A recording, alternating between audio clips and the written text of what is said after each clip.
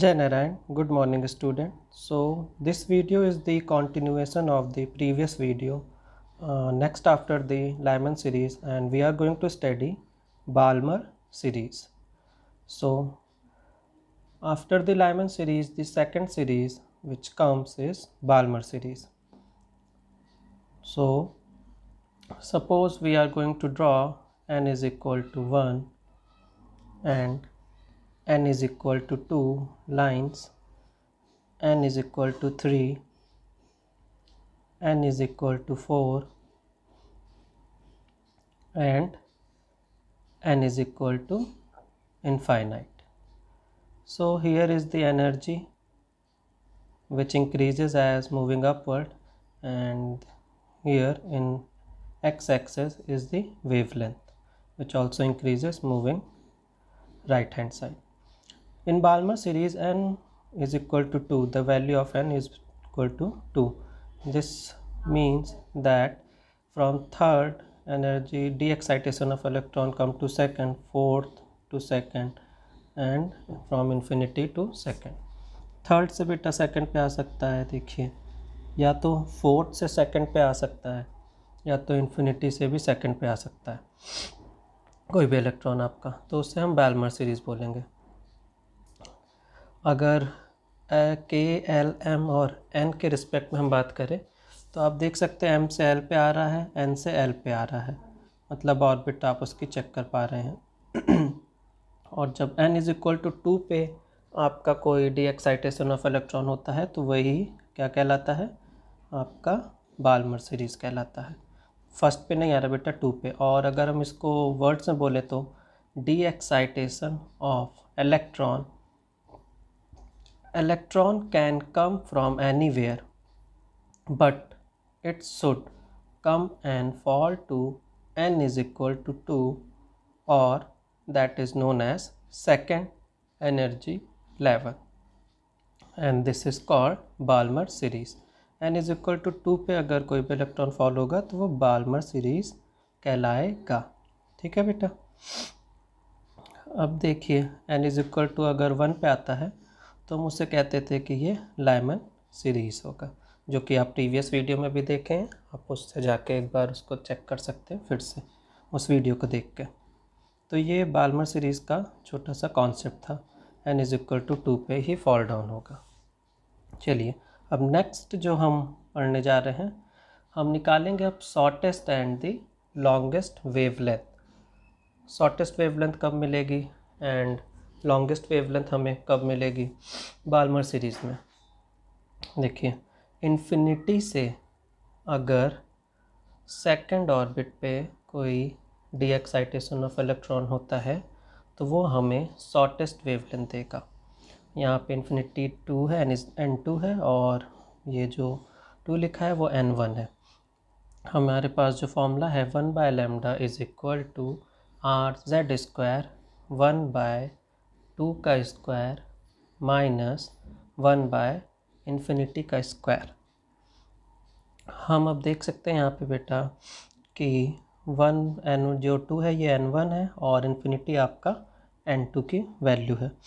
और 1 by infinity की अगर हम बात करें तो ये 0 होता है, टेंडिंग टूवर्ड्स दी 0. अब इसको और सिंप्लीफाइड करें तो यहाँ पे 1 होगा आपका जेड स्क्वायर की वैल्यू, बिकॉज हाइड्रोजन एटम की हम बात कर रहे हैं. नेक्स्ट अगर स्टेप अब हम करते हैं तो 1 by lambda is equal to R into 1 का स्क्वायर और ब्रैकेट में 1 बाय 2 का स्क्वायर. और सिंप्लीफाइड करें तो हमें पता है कि r इंटू 1 बाय 4 हो जाएगा, 2 का स्क्वायर 4. और अगर हम बोलें 1 बाय r की अगर वैल्यू की हम बात करें तो बताया था 911 एंगस्ट्रॉम होती है. प्रीवियस वीडियो से आप प्लीज़ चेक कर लीजिएगा. हमें 1 बाय r लेंगे तो ईजी हो जाएगा. ठीक है, 911 एंगस्ट्रॉम रख देंगे और बहुत ईजिली सॉल्व हो जाएगा. तो अब लैम्डा को भी हम रेसिप्रोकल कर देते हैं क्योंकि 1 बाय r रखना है, तो lambda is equal to 1 by r multiplied by 4, and when we put 1 by r value 911 multiplied by 4, so it give us 644 angstrom, and this is the shortest wavelength when transition happens from infinity to second. Is it clear बेटा? Infinity से second अगर हम transition कर रहे हैं तो हमारी 3644 angstrom की वैल्यू आ रही है. Now we are going to calculate the longest wavelength. So when we are going to calculate for the longest wavelength, then from third to second, that means n value is 3 to 2. Electron de-excite from value of n3 to 2. Simply you can see from here that when electron de-excited from the orbit third to second, then we are going to get the longest wavelength. Here 3 is n2 and 2 is n1. So 1 by lambda is equal to rz square 1 by 2 का square minus 1 bye 3 का square. यहाँ बेटा जो 3 है हमारा वो n2 है और जो 2 है वो हमारा n1 है. Then we get 1 by lambda is equal to r 1 का square because hydrogen atom and atomic number is 1 and 1 by 2 to the 4 minus 1 by 9. Then we are going to take LCM 36. 4 से 36 बेटा कटूँगा 9 minus and 4 that is equal to 5 by 36. अब बेटा हम यहाँ पे 1 bye are की वैल्यू 911 हमें पता है, तो 1 by lambda is equal to r into 5 by 36. So now we are going to put the value of 1 by r into 36 upon 5. So simply lambda is equal to 911 angstrom multiplied by 36 on 5, and it will give us 6552 angstrom. After calculation you can calculate it, and this is the longest wavelength which we are going to get when the de-excitation of electrons take place from 3 to 2. Why we are transitioning the de-excitation of electron to 2 only? Because we are studying Balmer series, and Balmer series is next after the Lyman series. So limit is 3644 angstrom to 6552 angstrom, and this is in visible light region.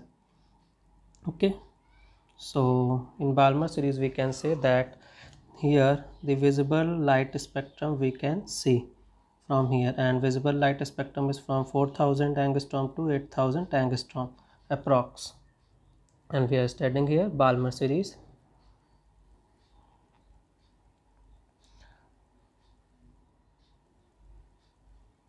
Now suppose we are going to calculate all the series. We are going to see Balmer, Lyman and Paschen. So I am going to draw n is equal to 1, then n is equal to 2, n is equal to 3, n is equal to 4, n is equal to 5, and at last n is equal to 6, and n is equal to infinite. Suppose if this side is energy which is in increasing form, and at the bottom wavelength which is in the increasing form, increases. Okay, now suppose the transition takes place from second orbit to first. Energy fall down from second to 1, now 3 to 1, 4 to 1, 5 to 1, 6 to 1, and at the last from infinite level to first. So if this takes place, this is the case of Lyman series. ऐसा अगर बेटा first orbit पे या first energy level पे fall down होता है D excitation of electron, तो वो लाइमन सीरीज. लिमिट बेटा हम प्रीवियस में भी पढ़े थे 1216 एंगस्ट्रॉम से 911 एंगस्ट्रॉम तक होती है, और ये जो रीजन होता है ये अल्ट्रा वायलेट रीजन में फॉल होता है. ठीक है, this region is called ultra violet region. अब सेकंड हम आते हैं n इज इक्वल टू 1 का केस था बेटा, n is equal to 1 is Lyman.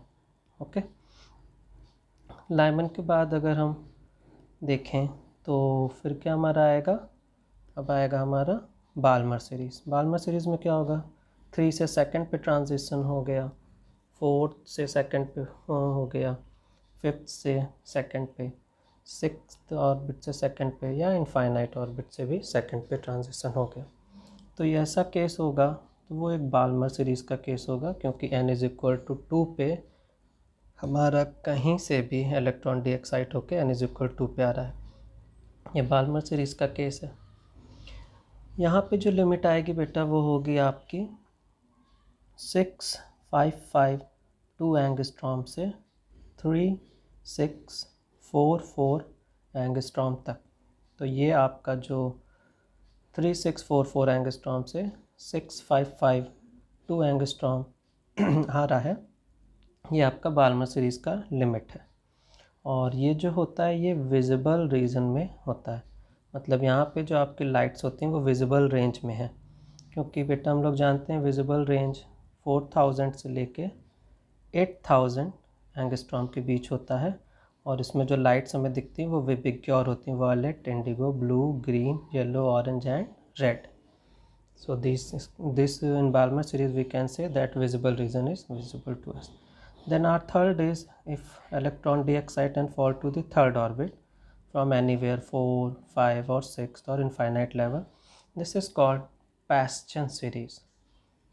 अगर थर्ड ऑर्बिट पे या थर्ड एनर्जी लेवल पे फॉल डाउन होता है तो वो Paschen सीरीज़ कहलाता है, और ये शॉर्ट इंफ्रारेड रीजन होता है, शॉर्ट इंफ्रारेड रीजन। देन इसके बाद जो आपका होता है नेक्स्ट, अगर फोर्थ एनर्जी लेवल पे फॉल डाउन होता है किसी भी ऑर्बिट से तो उसको हम कहते हैं bracket. This is called Brackett series, ठीक है। एंड इसके बाद अगर आपका फिफ्थ एनर्जी लेवल पे कहीं से भी इलेक्ट्रॉन आके फॉल डाउन होता है तो उसको हम बोलते हैं P fund series. P fund series simply हम बोलते हैं फंड सीरीज़। ओके, तो मोस्ट इम्पॉर्टेंट हमारा यहाँ पे बाल्मर एंड लाइमन सीरीज़ है, बाकी आप किसी का भी कैलकुलेट कर सकते हैं फॉर्मूले से 1/λ के। Is it okay student? So after that we are going to study now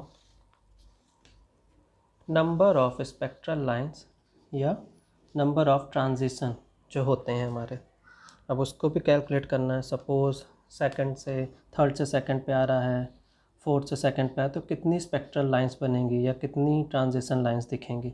चलिए हम समझते हैं। Suppose this is n is equal to 1, this is second, this is third and this is fourth line. Now from fourth to, मानते हैं कि बेटा fourth से first पे ट्रांजिशन हो रहा है। कितने तरीके से फोर्थ से फर्स्ट पे इलेक्ट्रॉन का ट्रांजिशन हो सकता है, या D excitation of electron fourth से फर्स्ट पे कितने तरीके से हो सकते हैं। फोर्थ से फर्स्ट पे डायरेक्ट कोई इलेक्ट्रॉन आ सकता है, या फिर फोर्थ से 3 पे वो आ सकता है, 3 से 2 पे आ सकता है, 2 से 1 पे आ सकता है, या फिर फोर्थ से सेकंड पे आ सकता है, सेकंड से फर्स्ट पे आ सकता है, नेक्स्ट आपका एक और 3 से फर्स्ट पे आ सकता है। तो ये देखिए अलग अलग टाइप के ट्रांजिशन थे। कैलकुलेट करते 1 2 3 4 5 and this is repeated, you can see repeated नहीं काउंट होगा, उसके बाद ये 6। तो टोटल 6 ट्रांजिशन हमारे फोर्थ से फर्स्ट पे इलेक्ट्रॉन का आने पे हुए, या हम कह सकते हैं 6 लाइन्स ऑफ वेवलेंथ हमें दिख जाएंगी और 6 डिफरेंट टाइप्स के ये ट्रांजिशन हो रहे थे। अब अगर हम कैलकुलेट करना चाहें with the help of the formula कि फोर्थ से फर्स्ट पे ट्रांजिशन हो रहा है तो कितनी नंबर ऑफ स्पेक्ट्रल लाइंस बनेंगी या नंबर ऑफ ट्रांजिशन कितने होंगे, तो उसका होगा formula n2 - n1 n2 - n1 + 1, ठीक है, डिवाइडेड बाय 2। अब देखें यहाँ पे n2 4 है हमारा और n1 1 है।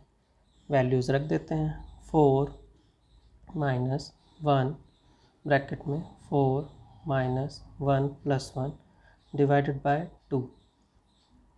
कैलकुलेट किया तो 4 माइनस 1 हो गया हमारा 3 multiplied by 4 and divided by 2। 4 3 ज़ा 12 by 2 that is equal to 6 transition. देखिए हमने ऐसे भी कैलकुलेट करा था, वही आया था। 6 टाइप्स ऑफ ट्रांजिशन हो रहे थे। दैट मीन्स इस फॉर्मूले से अगर हम कैलकुलेट करेंगे तो बहुत ईजी हो जाएगा। n2 minus n1 multiplied by n2 minus n1 plus 1। Clear बेटा? तो इस फॉर्मूले के हेल्प से हम नंबर ऑफ़ ट्रांजिशन निकाल सकते हैं। चलिए एक और हम सॉल्व कर लेते हैं। सपोज 5th एनर्जी लेवल से 1st एनर्जी लेवल पे इलेक्ट्रॉन डी एक्साइट हुआ, तब कितनी स्पेक्ट्रल लाइंस बनेंगी? Same formula n2 minus n1 bracket में n2 minus n1 plus 1 divided by 2। Then n2 यहाँ पे मेरा बेटा 5 है, n1 मेरा 1 है। 5 minus 1 bracket 5 minus 1 plus 1 divided by 2 and 5 minus 1 4 into 5 and divided by 2 that is equal to 20 by 2 that give us 10. So total 10 spectral lines we are going to see if the electron de excites from 5th to 1st energy level. Again this is the most important formula, n2 minus n1 bracket n2 minus n1 plus 1 and divided by 2. So student इस फॉर्मूले को please आप लोग याद करिएगा, तो number of spectral line, number of transition बहुत easily निकल जाएंगे। So thank you student.